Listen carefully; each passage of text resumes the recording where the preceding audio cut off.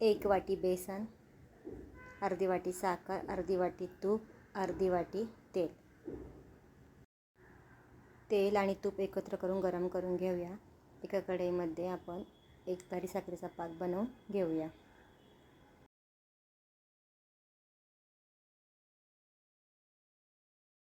आता इथे आपला 1 तारी पाक बनलेला आहे. यामध्ये आपण बेसन पीठ टाकून एकजीव करून घेऊया.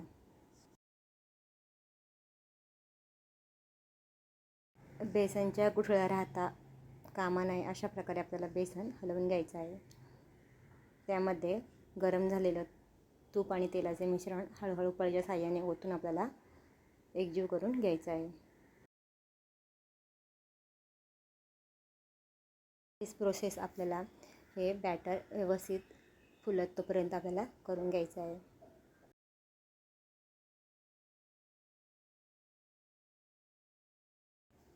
आता इथे आपलं बॅटर छान फुलून आलेलं आहे. तर आता आपण एका ताटलेला तूप लावून त्यावरती हे पसरवून घेऊया.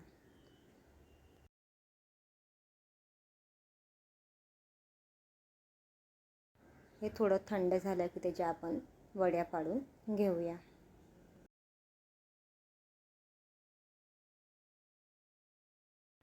तयार आहे आपला म्हैसूर पाक.